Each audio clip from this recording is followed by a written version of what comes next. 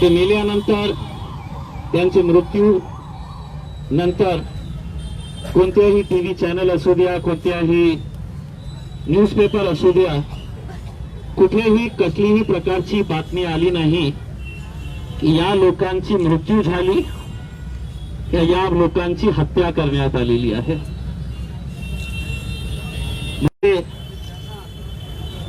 कोणाला आपल्या मुलाच्या नोकरीसाठी पैसे त्यांनी इकट्ठा केले होते, धंदा करण्यासाठी त्यांनी पैसे इकट्ठा केले होते, मुलीच्या लग्नासाठी पैसे इकट्ठा केले होते. एका सामान्य माणसाची जे NKGSB बँक आणि L&T फायनान्स च्या वसुली प्रतिनिधीकडून होणाऱ्या मानसिक छळाबाबत, बेकायदेशीर मालमत्ता जप्ती रोखण्याबाबत एका प्रायव्हेट फायनान्स कंपनीतून त्यांनी काही कारोबार करण्यासाठी पैसे घेतले होते, लोन घेतलं होतं, कर्ज घेतलं होतं आणि प्रामाणिकपणे त्यांनी कर्ज किती घेतलं होतं तर NKGSB सहकारी बँक कडून 50 लाख रुपये आणि L&T फायनान्स कडून 1 कोटी रुपये त्यांनी कारोबारसाठी कर्ज घेतलं होतं. आता त्यांना जे मूळ रक्कम होती त्या 1 कोटीच्या ऐवजी त्यांनी ते L&T फायनान्सला 1,03,00,000 रुपये परत केले. 1 कोटीच्या ऐवजी 1,03,00,000 रुपये परत केले.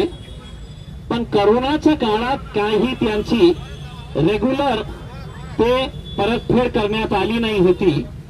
आता L&T फायनान्स आणि NKGSB बँक यांचे जे गुंड, जे कर्ज वसुली करणारे लोक होते, ते त्यांच्या घरामध्ये घुसले, त्यांना घरातून बाहेर काढलं. आता हे परिवार जे आहे ते एका खोलीमध्ये राहतं. इतकंच त्यावर त्यांनी थांबलं नाही तर त्यांनी आपल्या पत्रामध्ये काय लिहिलं, मला आत्ता पैसे द्या, नाहीतर ही प्रॉपर्टी आमच्या नावावर करा. माझ्या दोन्ही मुलीला, पत्नीला, वडिलांना व मला रस्त्यात अडवून अश्लील भाषेत धमक्या दिल्या. या भीतीमुळे आम्हाला आमचे राहते घर सोडावे लागले असून सध्या आम्ही भाड्याच्या खोलीमध्ये राहत आहे आणि त्या खोल्या आम्हाला वारंवार बदलाव्या लागत आहे. ते गुंड लोक त्यांच्या त्या खोलीमध्ये येऊन जे दमदाटी करत आहे आणि आता पुढे त्यांनी जे लिहिलेले आहे, माणुसकी कुठे गेलेली आहे. पोलीस प्रशासन नाही, आपण आंदोलन करायचं नाही. पण या माणसाचा योगेश प्रकाश घोडके त्यांनी पुढे काय लिहिले,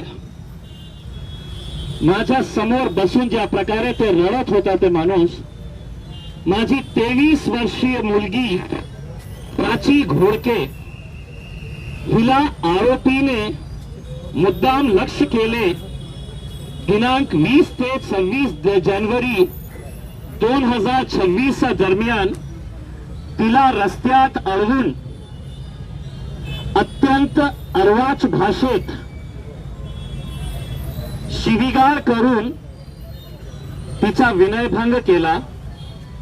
दिनांक 26 जानेवारी 2026 रोजी दुपारी ती रडत अचानक घरी आली आणि रस्त्यात मला बँकवाले साहेब असा काही बोलतच होते की मानसिक धक्क्याने ती जमिनीवर कोसळली.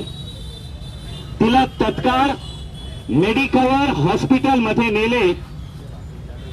मेडिकवर हॉस्पिटल नेल्यानंतर डॉक्टरांनी ती 23 वर्षीय मुलीला मृत घोषित केले. 23 वर्षीय मुलीला मृत घोषित केले. ते हे गुंड प्रवृत्तीचे जे लोक आहे त्यांच्या सगळ्यांचं नाव त्यांनी दिलेले आहे की जे बँकाचे वसुली एजंट आहे. कुठे बातमी आली, कोणत्या टीव्ही चॅनलवर बघायला मिळाली? काय हाल होत असेल या बापाचा की तिच्या 23 वर्षीय मुलीची एका प्रकारे हत्या होत आणि कोणीही दखल घेण्यास तयार नाही आहे.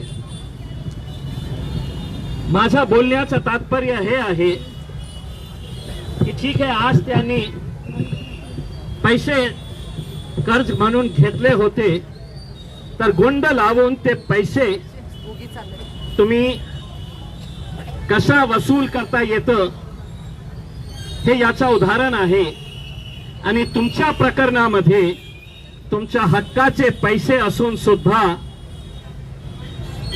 तुम्हाला आंदोलन करण्याचीही परवानगी मिळत नाही आहे. दुर्दैवाने या देशामध्ये, या राज्यामध्ये लोकशाही संपलेली आहे. म्हणून अशा प्रकारची घटना आपल्याला वारंवार बघण्याची वेळ आलेली आहे. असं का होत आहे की पोलीस डिपार्टमेंट म्हणतो की आम्ही एमपीआयडीचा प्रपोजल मुंबईमध्ये पाठवलेला आहे. एक नोटिफिकेशन साठी मंत्रालयामध्ये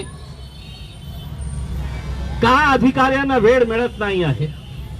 जोपर्यंत एमपीआयडीचं नोटिफिकेशन 50 कोटीचं नोटिफिकेशन आहे, जोपर्यंत ते नोटिफिकेशन निघणार नाही तोपर्यंत जी प्रॉपर्टी उर्वरित राहिलेली आहे त्याचा लिलाव शक्य नाही.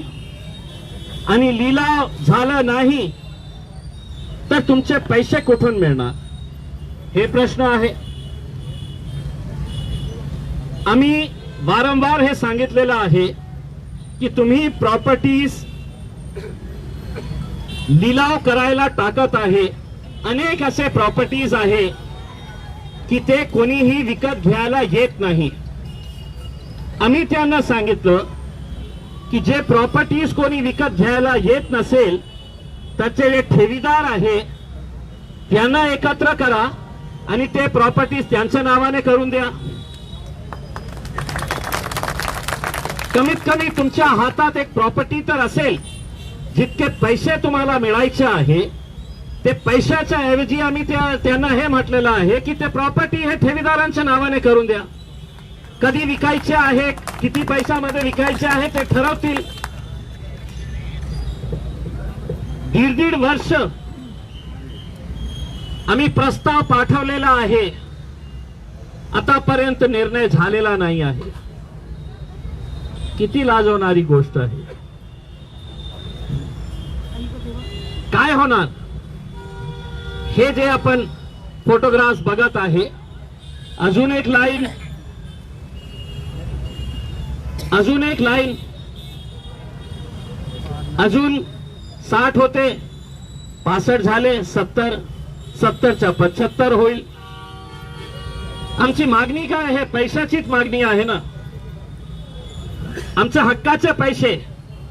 आम्ही काय लाडली बहीण सारखं भीक मागत नाही आहे, किंवा आमची कोणतीही लाडली बहीण त्या सरकारच्या 1,500 रुपये नको, त्यांच्या हक्काचे पैसे द्या, ते 1,500 रुपये तुमच्या तोंडात मारेल आमची बहीण. पण सकाळपासून रात्री मी 12 वाजता इथे आलो होतो. असरारभाई होते, गज्जूभाई होते. त्यांनी सांगितलं की पोलिसांनी सांगितलं की हे पेंडॉल टाकायचं नाही. का नाही टाकायचं? काय मोठा क्राईम केलेला आहे हे लोकांनी की ते पेंडॉल मध्ये बसू शकत नाही. म्हणजे सगळे नियम आमच्यासाठी. पैसे खाणारा ते मानकापे जेव्हा हे पैसे खात होता तर नियमाप्रमाणे खात होता का? सगळ्यांना पैसे, मीडियावाल्यांना पैसे, डीडीआर ऑफिसला पैसे, सुरुवातीला पोलिसांना कशा त्यांनी दाबून ठेवले होते. ते सगळं माहित आहे सगळ्यांना. आणि आज याच्या बाबतीत जेव्हा आम्ही आमच्या हक्काच्या पैशाची मागणी करण्यासाठी येत आहे की नाही साहेब या चर्चासाठी या, किती वेळा आम्ही चर्चा करणार, काय ठोस निर्णय तुम्ही केलेला आहे. मी असं नाही आहे की काल हे घोषणा केली की आज आपल्याला बसायचं आहे, की सरकारला काही माहित नाही होतं. एक महिना अगोदर जेव्हा आम्ही इथे बसलो होतो त्यावेळी आमची मीटिंग झाली होती कलेक्टर साहेबांसोबत, आणि त्यावेळी आम्ही त्यांना स्पष्टपणे सांगितलं होतं की 1 महिन्याचा टाइम आम्ही देत आहे, त्याच्यामध्ये काहीतरी ठोस निर्णय घ्या. काय झालं तर एक मीटिंग झाली. मीटिंग कशा झाली की आढावा बैठक, की आतापर्यंत काय झालेलं आहे. मला माझा काही कलेक्टर साहेबांच्या बाबतीत हे नाही आहे आक्षेप, कारण ते नवीन आलेले आहे म्हणून त्यांना समजण्यासाठी तर मीटिंग बोलवण्यात आली होती. आता आम्ही पुन्हा जाणार, पुन्हा बसणार, पुन्हा तेच ते आपल्याला सांगणार की काय आम्ही करणार आहे. आता आम्ही जे 3-4 मागण्या केलेली आहे की जे प्रॉपर्टीज तुमची विकत नसेल तर ती सगळी प्रॉपर्टीज या ठेवीदारांच्या नावाने ट्रान्सफर करून द्या. दुसरी, आता त्यांच्याकडे समजा 2 कोटी रुपये आले असेल तर 10 हजार का होईना सर्वांना सरसकट पैसा द्या. सरसकट पैसा, ते 10,000 का होईना 25,000 का होईना, पण सर्वांना पैसे सरसकट. नाही तर त्यांचं काय हे की पहिले किती लोक होते आपल्याकडे, 10,000 वाले बाहेर पडले, त्यांना पैसे मिळाला, ते तुमच्या सोबत येत नाही. 25,000 वाले त्यांना मिळाले, तेही येत नाही. 40,000 वाले त्यांना मिळाले की मला मिळालं, आता मी त्यांच्यासाठी कशाला लढायचं. 50,000 वाले त्यांना मिळालं तर यांच्यासाठी कशाला मी वेळ घालू. तर सरकारचं हे षडयंत्र असू शकतं की जे हे 50,000 वाले, 1 लाख वाले, 2 लाख वाले आहे, त्यांचा पैसा त्यांना दिलं तर अजून लोक कमी होतील, आणि मग 10 लाख वाले, 20 लाख वाले, 50 लाख वाले किती शिल्लक राहणार. आम्ही जेव्हा आंदोलनासाठी बोलवणार त्यांना तर 5-50 लोक येतील. सरकारला भीती कशाची असते, हे लोकांची ताकद जेव्हा रस्त्यावर येते ना तर भीती त्याची असते. म्हणून सकाळी जेव्हा मी 11 वाजेपासून मी तयार होतो, पण 11:30चा मेसेज, फोटो, साहेब आम्ही घरीतून निघालो, आम्ही रस्त्यात आहे, आम्ही येणार आहे, आम्ही पोहोचत आहे. हे लढा कुणासाठी आम्ही करत आहे, मी कुणासाठी हे लढा करत आहे, हे तुमच्यासाठी लढाई करत आहे मी. आणि मी स्पष्टपणे सांगतो की या लढ्यापासून मी दूर गेलो तर तुमचे पैसे कधी नाही भेटणार. मलाही माहित आहे कलेक्टर साहेब जेव्हा मीटिंग कॉल केली त्यांची जबाबदारी होती की इम्तियाज जलील तुम्ही पण त्या मीटिंग मध्ये या, तुम्ही सुरुवातीपासून या आंदोलनाचं नेतृत्व करत आहे. मग कोणीतरी सांगितलं असेल की नाही त्यांना कशाला बोलवतो. मी तर आज या शहरातले सगळे लोकप्रतिनिधींना, सगळ्या आमदारांना, खासदारांना, मंत्र्यांना हे सांगतो की तुम्ही याचं नेतृत्व करा, मी खाली बसायला तयार आहे. पण अशा प्रकारची घाणेरडी राजनीती करू नका की माझ्या नावामुळे तुम्ही या लोकांना त्रास देत असेल. काय मीटिंग घेऊ शकत नाही सर्व लोकप्रतिनिधी. औरंगाबाद जिल्हा मध्यवर्ती सहकारी बँकेची निवडणूक आता झाली, एकमेकांचे कट्टर विरोधक होते सर्व राजनैतिक पक्षांचे. सगळे लोक एकत्र आले अतुल सावे, भुमरे साहेब पुत्र, सत्तार साहेब पुत्र, ते आमदार सगळे, कन्नड, गंगापूर, वैजापूरचे सगळे आमदार, विरोधी पक्षातले अंबादास दानवे एका थाळीमध्ये खात होते सगळं. 5-5, 10-10 हजार रुपये, 20,000 रुपये एका मताला दिले. आपला स्वतःला त्या बँकेच्या बोर्डवर जायचं होतं, तर सगळं एकत्र येऊ शकतं. यांच्यासाठी फक्त निवडणुकीच्या वेळी त्यांचा पाय धरतात तुम्ही. निवडणूक आली की सगळ्यांचे पाय धरायला येतं, पण जेव्हा त्यांची अडचण येतं तर कोणीही यायला तयार नाहीये, कोणीही बोलायला तयार नाही आहे. अरे तुम्ही मीटिंग कॉल करा, मला नको बोलवा. मला नाही बोलवले तर चालेल, पण 2-2 कॅबिनेट मिनिस्टर आहे या शहरामधले, 2-2 कॅबिनेट मिनिस्टर आहे. स्वाभाविक आहे की त्यांचा प्रभाव अधिकाऱ्यांवर जास्त असेल, कारण ते सत्तेमध्ये बसलेले आहे. आता आम्ही पुन्हा त्यांच्याकडे जाऊन आम्ही चर्चा करू चर्चा का नाही करायचं? हे म्हणतं नाही करा, तुम्ही म्हणता करा.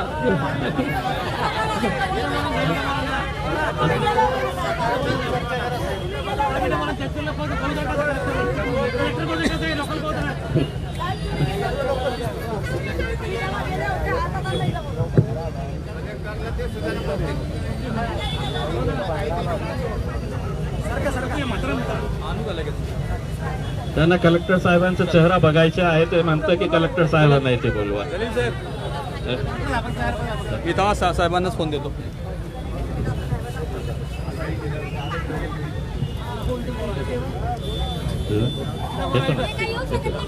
सर सर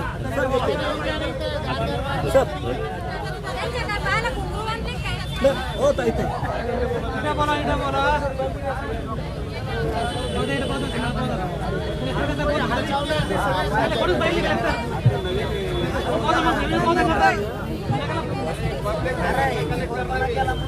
काय आहे की मलाही जेव्हा हे निर्णय घेण्यात आला होता तर त्याच्यावर आम्ही खूप विचार केलो होतो.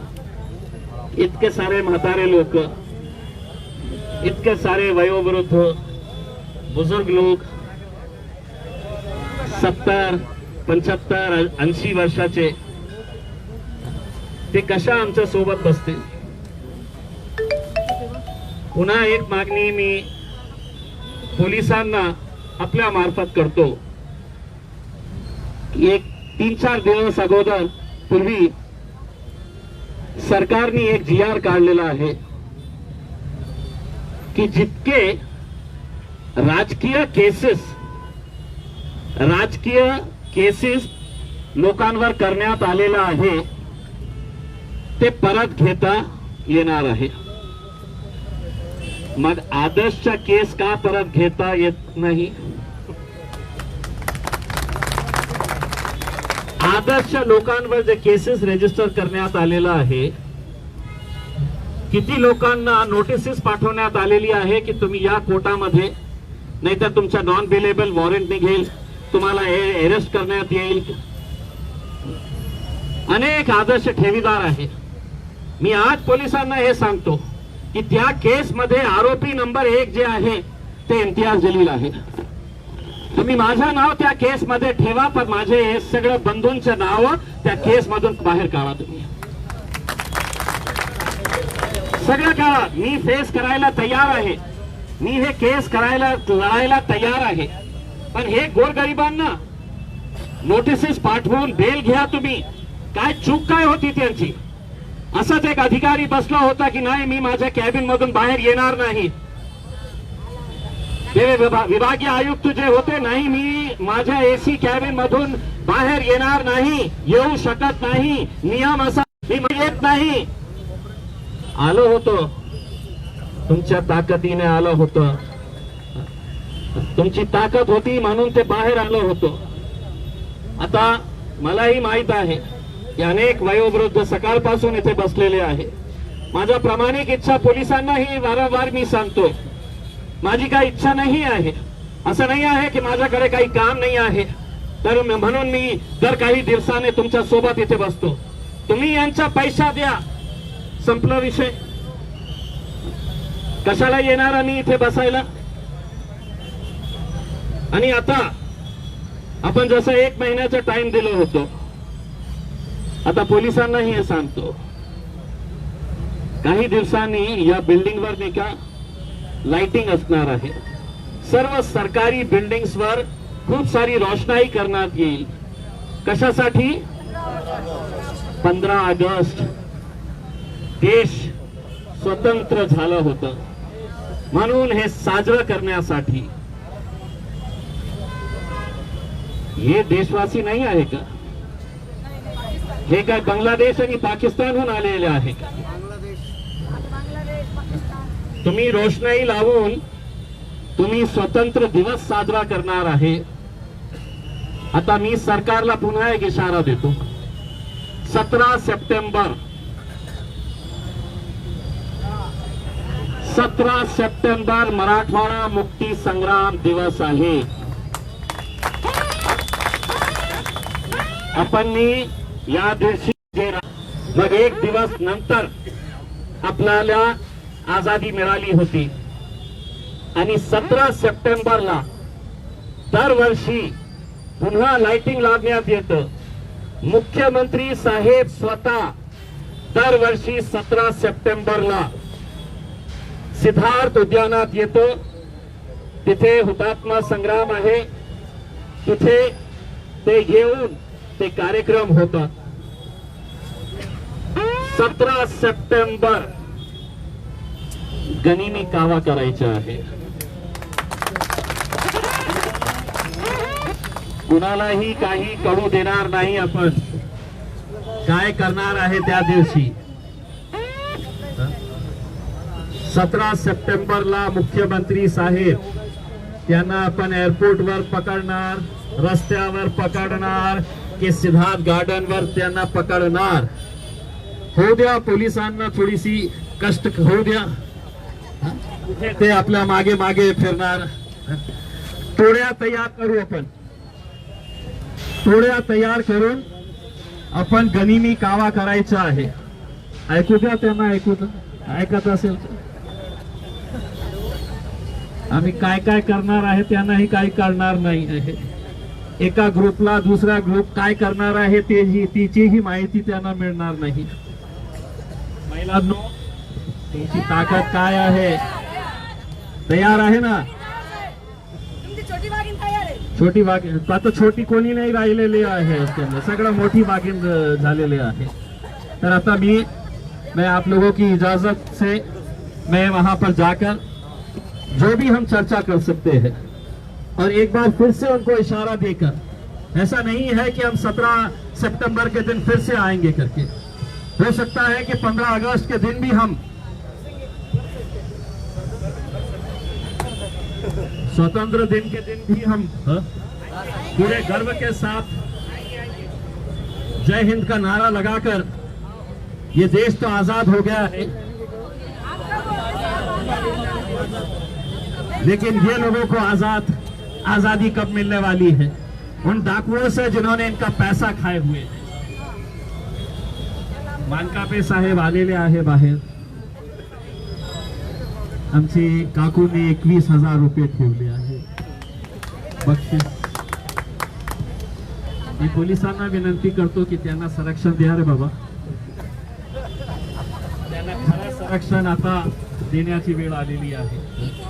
त्यांना संरक्षण आता द्या, कारण जेव्हा ते तुमच्या हातात कधी लागतील मला माहित नाही आहे, पण माझ्या हातात ते लागलं मानकापे साहेब तो समझ जाओ क्या होने वाला है. पैसे दो और हमें भी यहाँ से मुक्ति करवाओ. मुझे मालूम है कि बारिश आ सकती है, लेकिन यहाँ से आप लोग उठ के जाइए मत. ये लड़ाई आपकी है और आपकी इस लड़ाई के अंदर हम जब तक हाथ में हाथ डालकर एक साथ नहीं खड़े रहेंगे तब तक हम ये लड़ाई जीत नहीं सकेंगे. हम बहुत करीब आ रहे हैं, बस आप लोगों का साथ चाहिए. मेरे जितने भी बुजुर्ग माएँ और बहनें यहाँ पर बैठी हैं, मैं बहुत प्रामाणिक कोशिश कर रहा हूँ कि आपका पैसा आपको मिले करके, और जिस दिन सबका पैसा मिल जाएगा उस दिन सही मानों में हम लोग दिवाली मनाएंगे, दशहरा मनाएंगे, ईद मनाएंगे और एक साथ मिलकर मनाएंगे, सब साथ में मिलकर मनाएंगे। बस तब तक आप लोग बैठिए, मैं जाकर कलेक्टर साहब के साथ जो भी अधिकारी बैठे हैं उनके साथ चर्चा करके आता हूं और जो भी फैसला होगा उसमें वो आपको सुनाएंगे। धन्यवाद।